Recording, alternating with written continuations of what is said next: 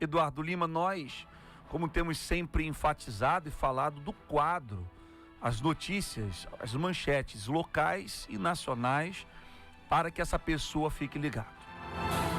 Acompanhe agora Notícias do Dia. Olha só que notícia fresquinha para todos nós, consultando o site r7.com. Estados Unidos e China chegam a um acordo que podem dar trégua à guerra comercial. E olha essa notícia, o Dudu, sobre importação e exportação, aonde envolve Estados Unidos e China. Recentemente nós vimos uma matéria falando sobre o Trump, né? Que ele fechou as portas para que chegassem qualquer tipo de importação no país dele.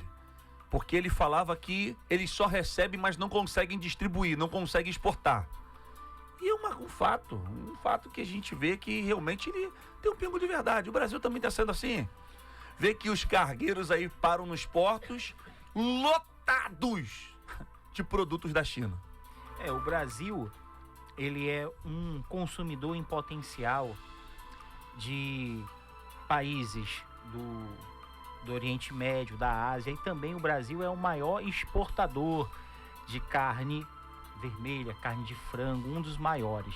Essa briga comercial que vem se mantendo aí, é bom o ouvinte estar atento, porque essa briga comercial ela afeta desde já não só os grandes empresários, como também o trabalhador, porque se para de exportar, deixa de entrar dinheiro. E se deixa de entrar dinheiro, diminui a oferta de emprego. E se diminui a oferta de emprego, quem está ali acaba ficando desempregado. Então é importante estar citando sobre isso. Não só isso, mas já falando de notícias, a gente está falando sobre o nosso querido Sergipe, estamos falando aí da crise que o Estado vem enfrentando, o governo do Estado vem enfrentando a crise financeira, essa questão dos policiais da reserva, essa questão dos concursos públicos estarem sendo adiados devido à falta de recurso, tanto na Prefeitura Municipal de Aracaju quanto no governo do Estado. Essas notícias são importantes, a gente está deixando o ouvinte ligado, até porque o bom cidadão, ele anda bem informado para poder exercer melhor a sua cidadania. E vamos de mais notícias, ainda consultando o r7.com. Alvo de ação da Polícia Federal, Fernando Collor é suspeito de lavagem de 6 milhões.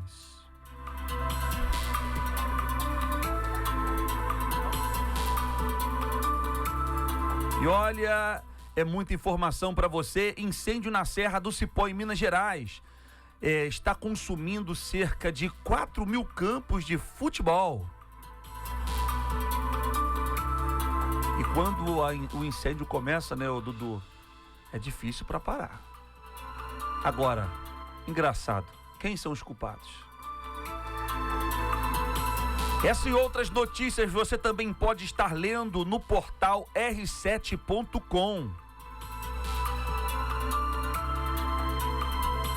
Vamos agora de notícias locais.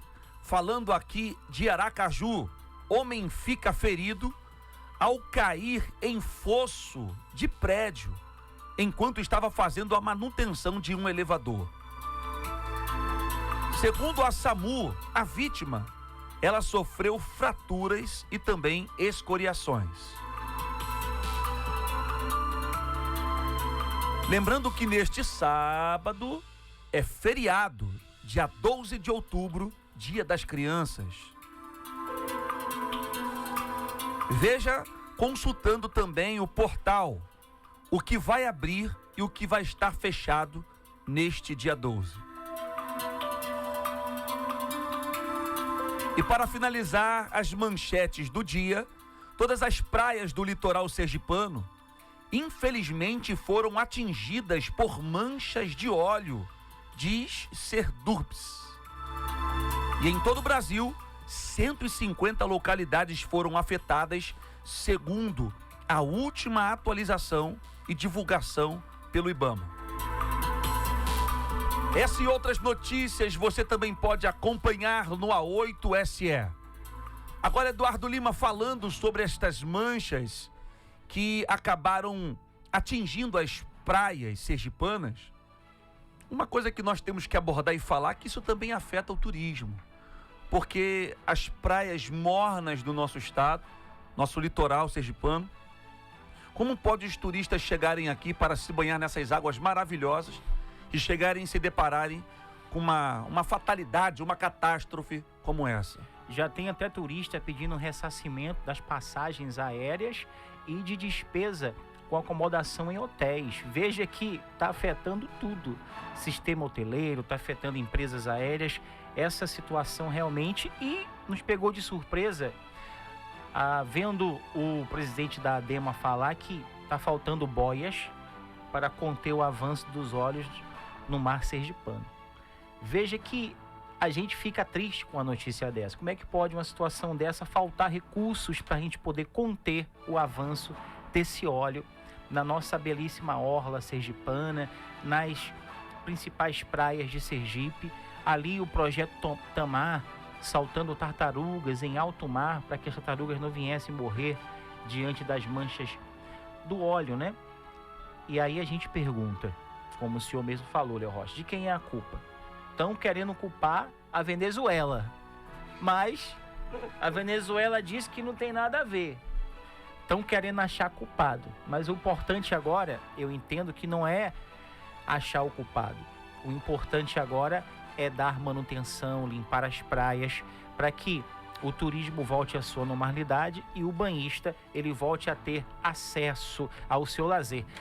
E amanhã é feriado. Quantas pessoas não queriam estar tomando banho de mar amanhã no feriado, né? Não tem praia, vai ter que achar outra coisa para fazer. E vamos agora ouvir uma matéria falando sobre uma reportagem muito interessante, que é um assunto, tema político, ou tema de muita polêmica, que vem falando sobre a depressão.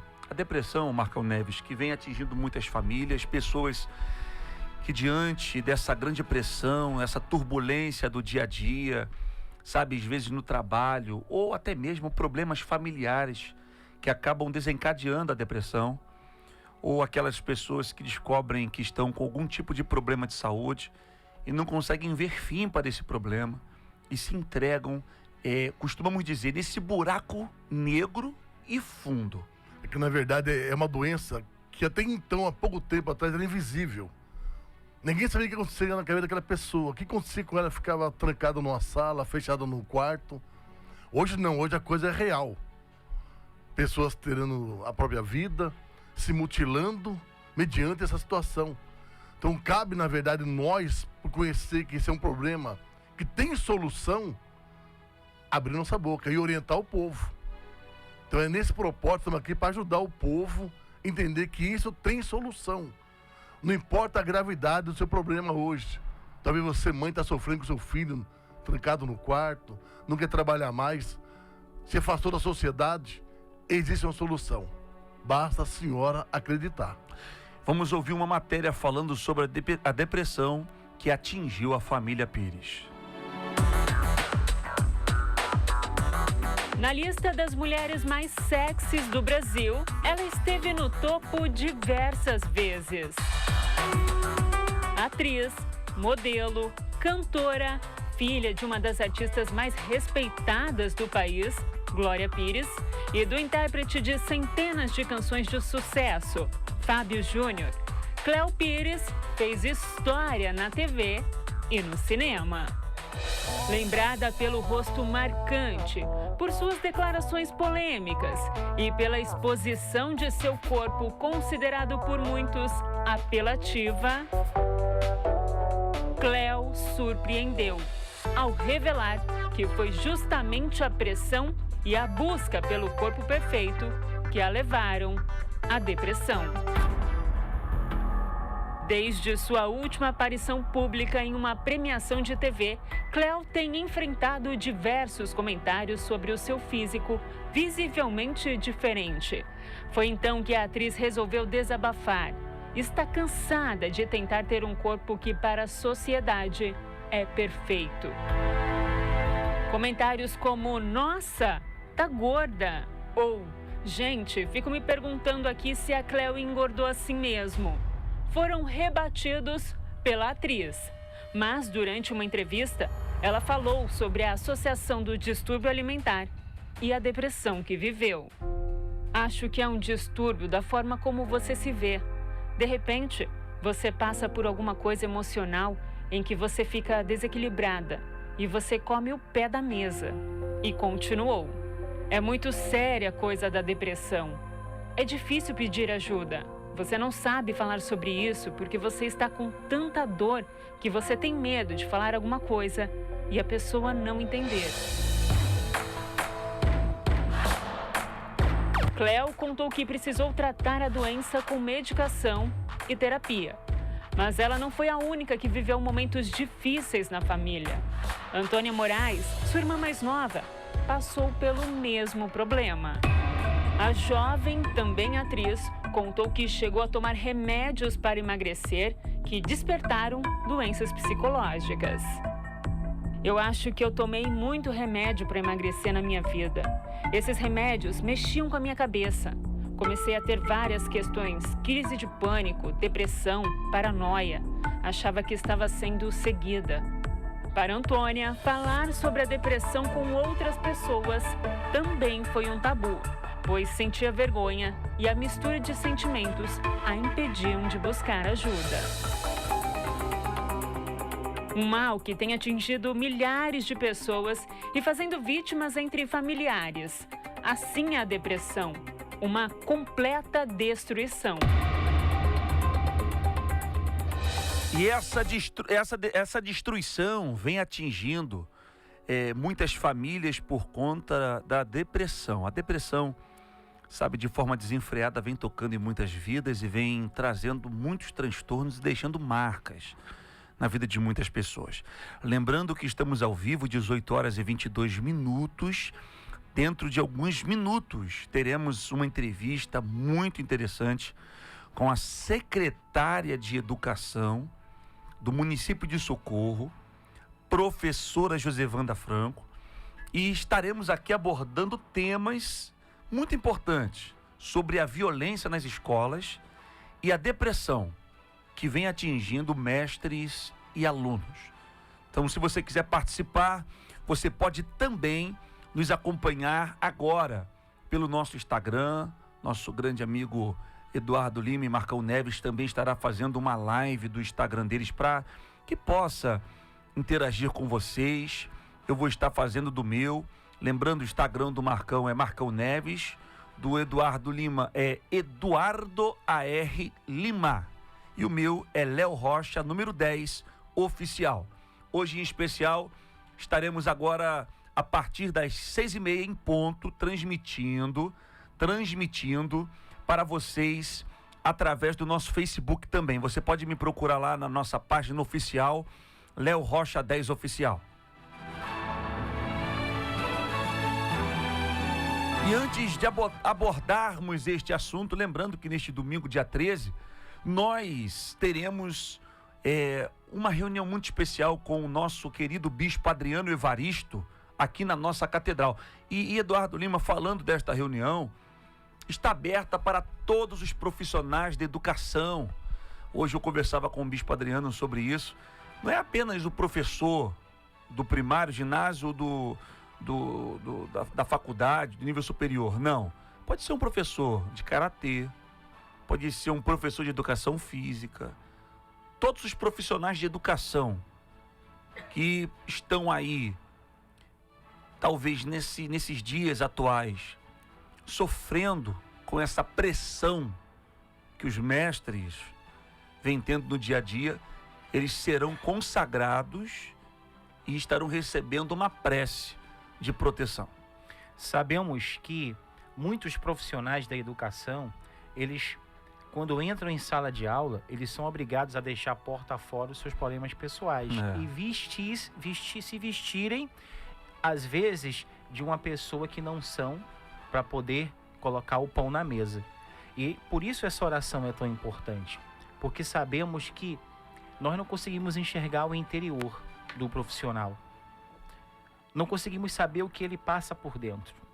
E quantos profissionais estão vivendo dentro de si conflitos internos, estão ali a ponto de gritar, de chorar, mas tem que se mostrar forte, porque precisam sustentar a sua casa, a sua família, precisam estar bem para transmitir para os seus alunos segurança e também para cumprir a sua carga horária, para cumprir o cronograma, para poder lecionar aquela disciplina. Vamos a uma mensagem do nosso bispo Adriano Evaristo e quando voltarmos estaremos entrevistando a professora Josevanda. Ouça uma palavra amiga com o bispo Adriano.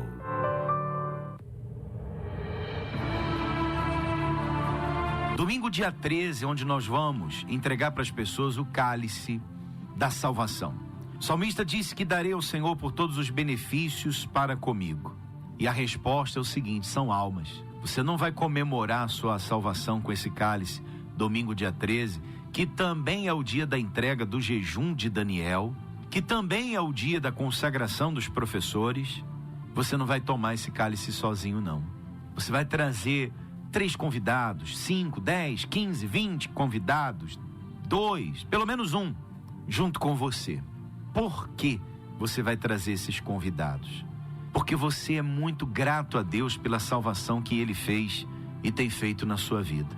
Olha, o poder de Deus é tão grande, mas tão grande, que a multidão que vinha até o Senhor Jesus, que buscava Jesus para ser salva, elas buscavam Jesus a ponto de que Jesus tinha que pegar um barquinho e colocar na beira da praia, porque a multidão, de tanta sede de ser curada, lançavam-se-lhe sobre ele.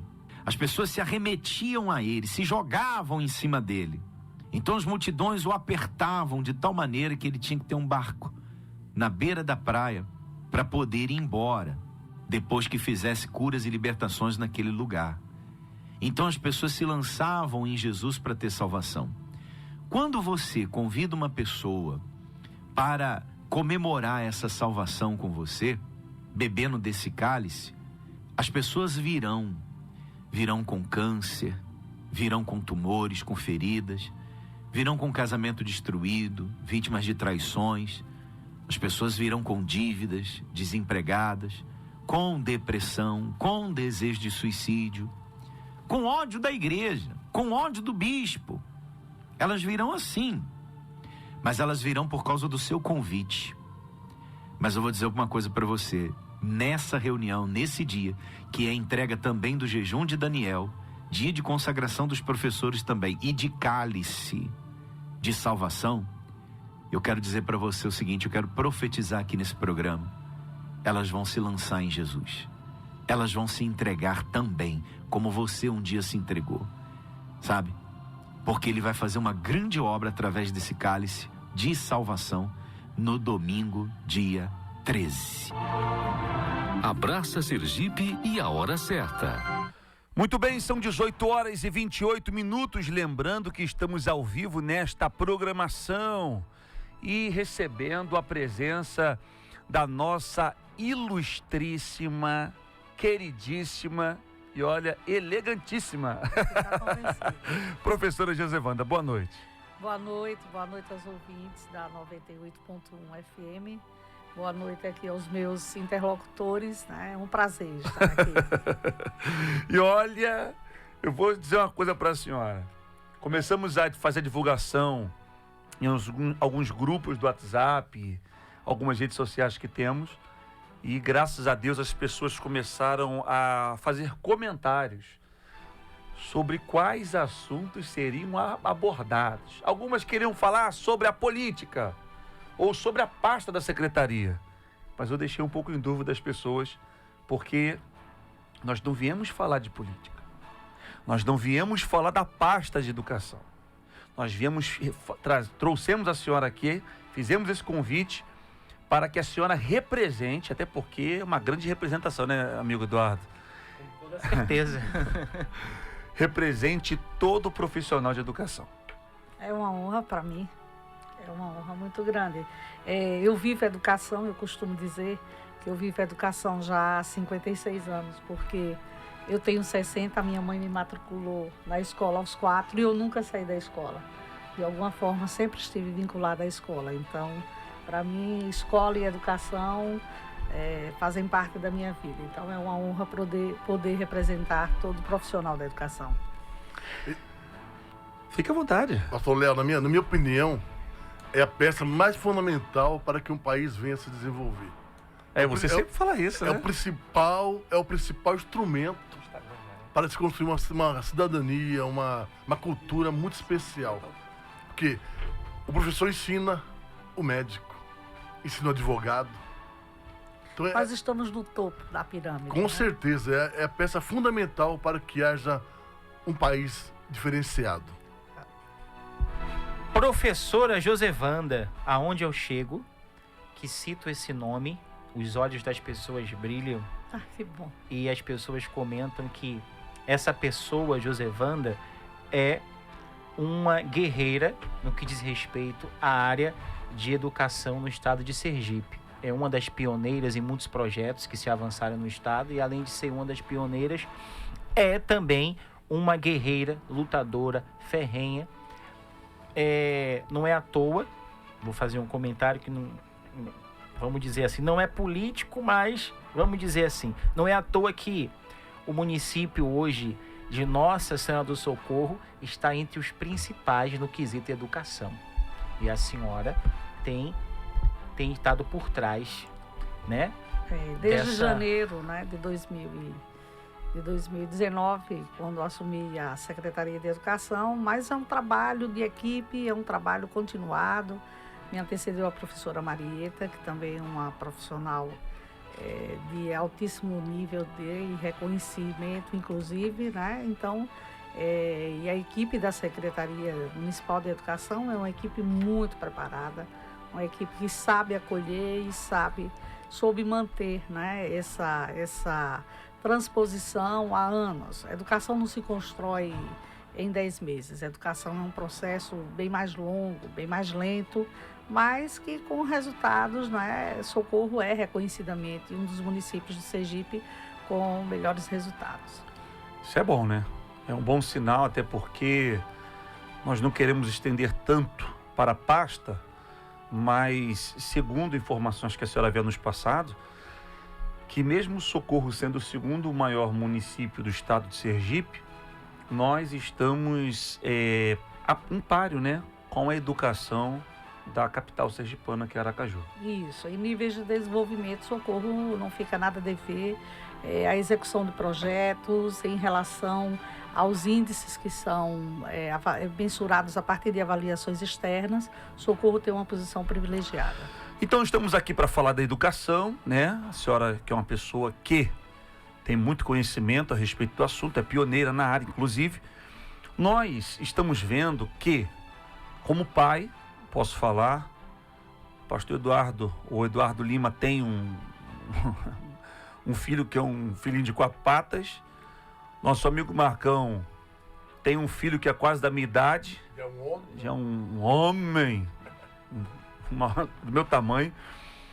E isso, nós, como pais, ficamos muito preocupados em ver tantos acontecimentos nos dias atuais. Um deles, recentemente eu vi um vídeo em um dos grupos que participo, 2 alunos que estão brigando dentro da sala de aula e a professora continua escrevendo no quadro como se nada estivesse acontecendo. O que a senhora tem para nos dizer? O porquê? O que a senhora acha? O porquê que a professora não teve nenhuma iniciativa? Olha, a violência é algo inerente à sociedade, não é só a escola. E a escola é um microcosmos da comunidade. Não é? Na escola estão presentes todos os elementos que a sociedade elege como valores, né? E como princípios de conduta. Infelizmente, nós estamos vivendo um momento de transformação e de transposição de uma carga de valores, não é? A partir da própria disseminação da informação e da comunicação. Isso não justifica a violência, mas a sociedade brasileira elegeu a violência como um parâmetro, né? E isso a gente pode observar não apenas na escola, mas em vários segmentos, na igreja, né? Nos espaços públicos, certo? Nas comunidades, nos bairros, a gente sabe perfeitamente disso. E, evidentemente, quando a coisa se torna rotineira, ela tem uma tendência a se banalizar. Não é? Óbvio que um professor que tenha um nível de comprometimento, ele é um mediador. Ele não pode ser simplesmente alguém que deposite uma carga de conteúdos. Ele precisa avançar sobre isso, até porque o grande problema que nós temos agora é um problema comunicacional. Nós precisamos fazer com que as pessoas se comuniquem melhor, né? A gente sabe perfeitamente que a gente pode até não conhecer os fatores que levaram a um conflito, mas todo conflito acaba sempre em um diálogo. Na opinião da senhora, desculpa, Dudu, não sei se você ia falar, mas a senhora acredita, na opinião da senhora, o que leva uma professora a ver alunos se degladiando dentro de sala de aula e não ter nenhuma iniciativa? A banalização da violência. A violência se tornou algo, nós nos acostumamos. Eu costumo assistir o jornais das primeiras horas da manhã e pelo menos os primeiros 20 minutos são só sobre notícias violentas. Somente sobre. Hoje, pela primeira vez, os jornais amanheceram com o indicativo do Prêmio Nobel da Paz. Então, é uma raridade a gente ver isso, porque, na verdade, são violências e mais violências. Na escola, em especial, nós temos 3 violências que se destacam. Não existe uma violência, existem várias formas de violência. E para que a gente possa enfrentar ou combater, a gente precisa conhecer essas formas de violência. Na escola, nós temos a violência contra o patrimônio, que é aquela que depreda a escola, que inviabiliza o uso dos equipamentos, né, das carteiras, do mobiliário da escola. Nós temos a violência contra a propriedade, que é aquela violência praticada contra o que não é da pessoa, o roubo de celulares, né, o roubo de bicicletas, de material didático, né, pessoal, e a violência contra pessoas, que essa está no contexto das relações interpessoais. Então, o fato de nós termos hoje um acesso à comunicação e à informação tem isolado muito as pessoas. E quando as pessoas não conversam, elas não têm o hábito de respeitar o direito do outro. É interessante, até porque, professora Josevanda, também muitos outros acontecimentos entre o conflito, não só entre alunos. Sim. Hoje, o Eduardo Lima, nós vemos que alunos saindo da escola por motivos banais, coisas corriqueiras, às vezes por conta de um namorado, às vezes um bate-boca, às vezes foi um futebol, uma brincadeira no intervalo. Então as meninas brigam, os rapazes brigam e amigos começam a gravar as brigas de um de outros. Aí você vê, quando a pessoa chega a esse ponto, o adolescente, o jovem, a criança, eles começam a brigar, Eduardo, e as pessoas gravam. Na sua opinião, o que você acha? O que as pessoas deveriam fazer em vez de estar gravando? Verdade. Agora, dentro desse assunto que é muito pertinente, a senhora como profissional da área, como ser humano e também como gestora, a senhora, qual a sua opinião? A senhora acha que a família hoje, ela está tirando de si a responsabilidade de educar e jogando isso para o professor? Olha, essa é uma questão bastante discutível. Na realidade, o que a gente precisa compreender é o seguinte. Primeiro que a escola é um outro equipamento diverso daquele que nós estudamos. A escola que nós estudamos não existe mais. A família, né, característica da nossa geração, também não existe mais. Hoje nós temos uma composição completamente diversa e um entendimento também diverso do que seja família. Nós estamos atravessando uma fase de transição, como tantas outras já aconteceram, né? Do Império Romano para o Medievo, do Medievo para a Idade Moderna. Com certeza, eu sou historiadora e eu costumo dizer assim, que a internet equivale à publicação da enciclopédia de Diderot e d'Alembert, certo? No início da segunda metade do século XVIII, eles publicaram 36 volumes que resumia informações e um conhecimento que seria impossível de você ter se não fosse a enciclopédia. E, em decorrência disso, a informação acelerou de tal forma que nós tivemos 3 grandes revoluções posteriores à publicação dela. certo? Foi a Revolução Americana, a Revolução Francesa e a Revolução Industrial. Nós estamos vivendo isso. O acesso à informação e a velocidade da comunicação são elementos de transformação da sociedade. Isso já foi provado, né? Então, quando nós nos colocamos no posicionamento de hoje, na contemporaneidade, olhando para as estruturas da sociedade, as estruturas da família com o olhar de antigamente, aí então nós não conseguimos visualizar isso de forma clara. Pensar que o Estado assumiu responsabilidades imensas dentro do universo da escola, né? Hoje o Estado, na escola, ele alimenta, ele transporta, ele fornece material didático, ele fornece farda. Quando o Estado faz isso, e eu não quero julgar aqui o mérito da questão, mas ele passa a assumir responsabilidades que antes eram da família. Não estou dizendo se é certo ou se é errado, se isso é positivo ou negativo. Absolutamente. Acho que a universalização do ensino é a única forma de você garantir que a sociedade cresça. Mas, evidentemente, a escola hoje é outra. Às vezes as pessoas me perguntam assim, nós estamos perdendo valores como respeito ao professor. Ótimo. Eu não acredito que haja uma perda do valor. Há uma transformação do que é respeito. Antes, quando eu peço para alguém definir assim, então defina para mim o que você considera respeito ao professor. Aí todo mundo volta para a situação que eu vivi enquanto aluna, ainda no curso primário, na década de 60. Quando minha professora entrava, todos levantavam, todos nós só perguntávamos quando autorizados, todos nós tínhamos um temor absurdo da professora. Não é esse o aluno que nós queremos hoje. Nós queremos hoje um aluno crítico, um aluno reflexivo, o aluno que pergunta, o aluno que vai inquirindo, né? Participativo. Então, se é isso que está na lei, a LDB diz que nós precisamos produzir o aluno crítico e reflexivo. A partir do momento que o aluno é entendido como um elemento crítico e reflexivo, ele tem o direito de se manifestar. Então, a ideia de respeito também precisa ser transformada. Eu passei 37 anos da minha vida na educação básica como professora de história. E eu confesso que ao longo desses anos todos, devem ter passado por mim mais de 65 mil alunos, porque eu era professora dos anos finais. Eu ministrava aulas de pré-vestibular, então eu tinha 6 turmas com 200 alunos em um só ano, né? E eu digo com toda honestidade, eu nunca fui desrespeitada. Não estou querendo dizer que sou eu, não há uma predestinação, mas acho que a condução precisa ser feita a partir de um axioma muito fácil de ser entendido. Você precisa respeitar para ser respeitado. Todas as relações humanas são de reciprocidade. É interessante que uma das outras pautas que muitas pessoas estão perguntando, professora Josevanda, vem sendo essa relação, não só de aluno com aluno, mas o aluno e o professor, como a senhora mesmo falou. Isso.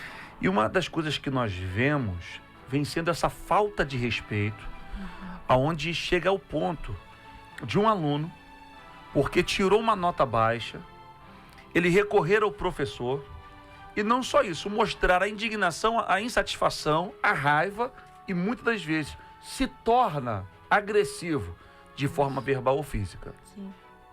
Veja, olha, nós temos uma legislação, o Estatuto da Criança e do Adolescente, é uma legislação, vamos dizer assim, pouco exaurida pela sociedade brasileira.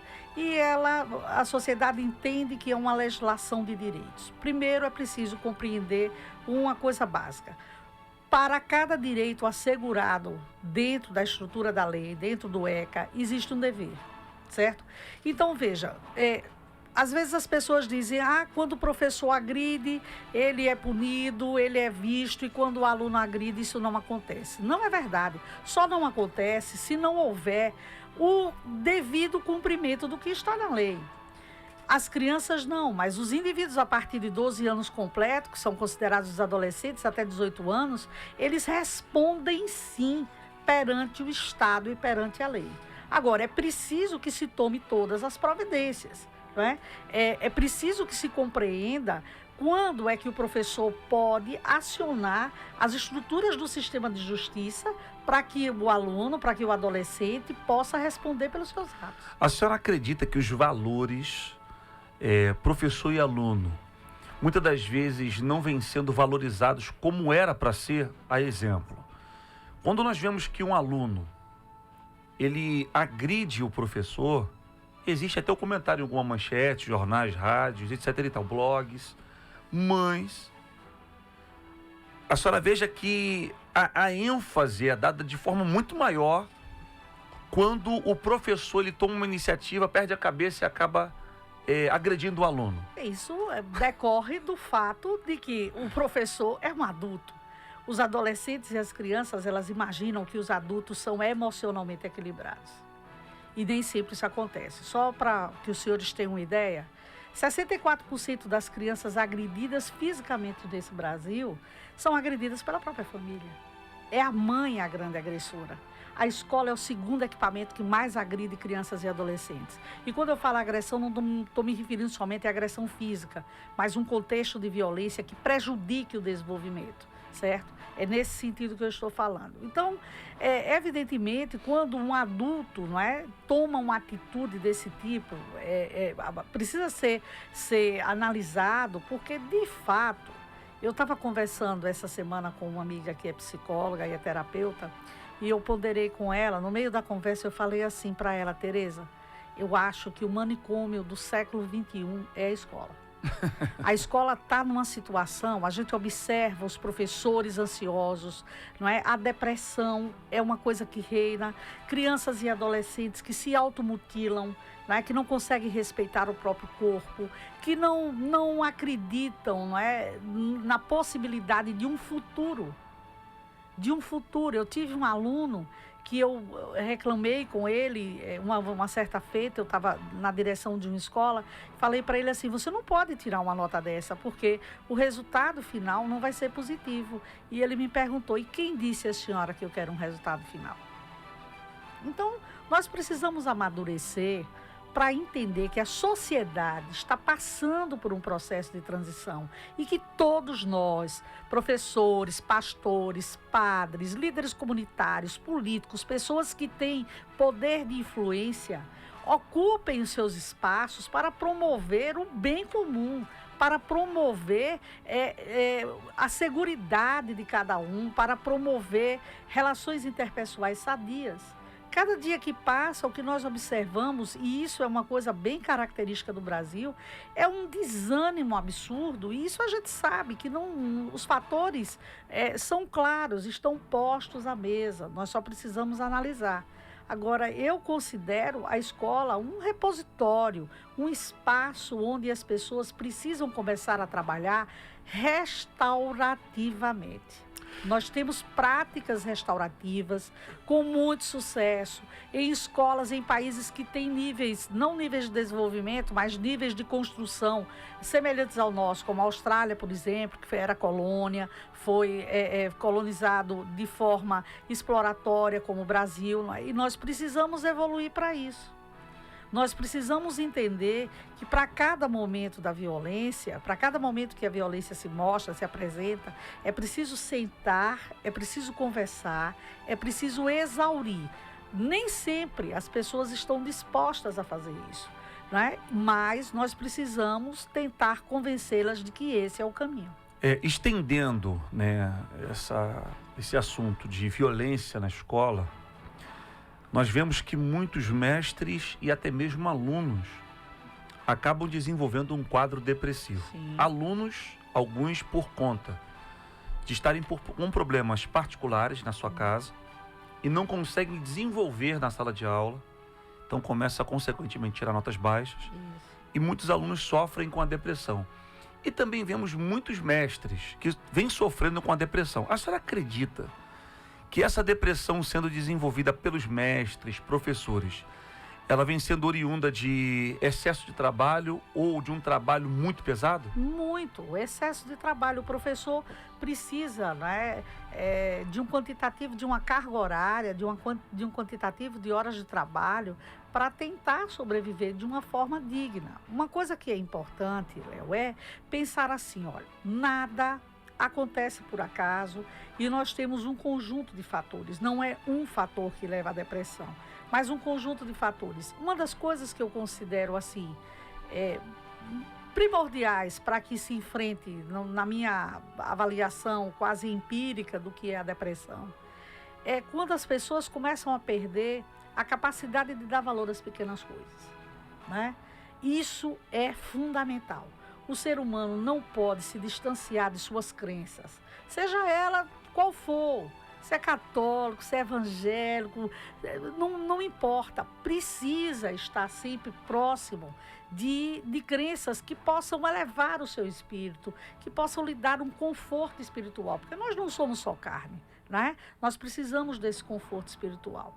Uma outra coisa que é muito importante, nós criamos um mundo politicamente correto, né? Um mundo em que você precisa se posicionar politicamente correto. E nem sempre nós estamos em condição de atingir isso. A frustração é um dos elementos mais importantes para o desenvolvimento da depressão. Então, crianças, adolescentes, os professores, os adultos de uma forma geral, eles precisam se posicionar para evitar que esse estágio se alongue, não é? Há formas de você conter. A depressão é uma doença, precisa ser encarada como doença, precisa ser tratada para evitar que um dano maior aconteça. E como geralmente, falando da parte de educação, a senhora como secretária de educação, como que geralmente um diretor, ou talvez, vamos dizer assim, uma professora, ela consegue identificar que um aluno está em um quadro depressivo e geralmente quais atitudes devem ser tomadas? A tristeza. A tristeza é o primeiro sintoma, né? Então você percebe que o aluno gostava de brincar com os colegas, participava das atividades de sala de aula, ele começa a ficar recolhido.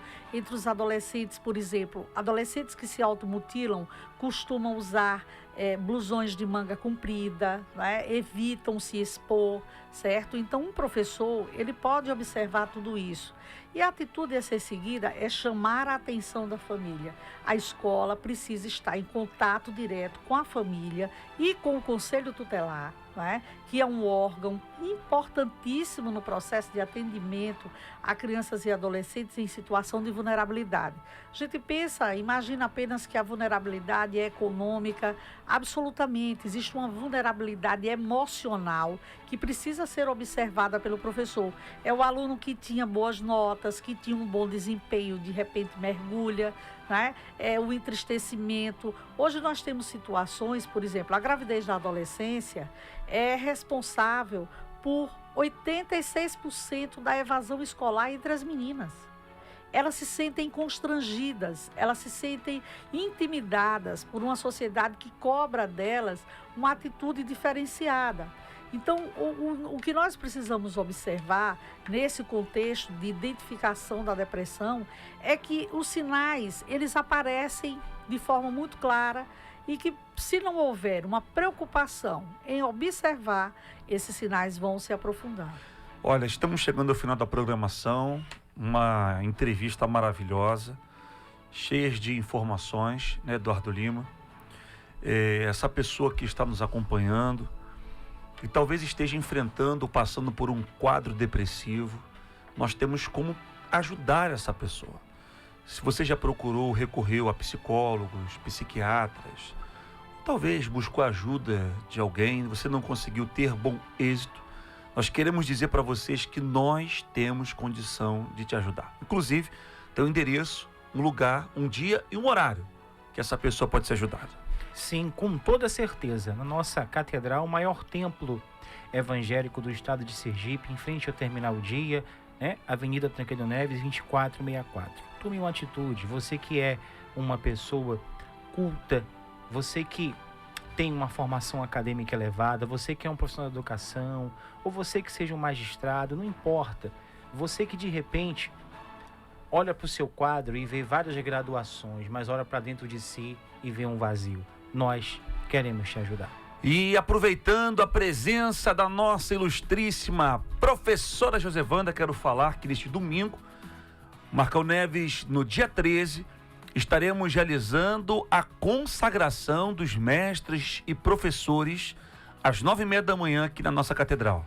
Aí eu estendo esse convite a todos os professores, até mesmo você que trabalha na sua casa, dando aula de reforço. Isso.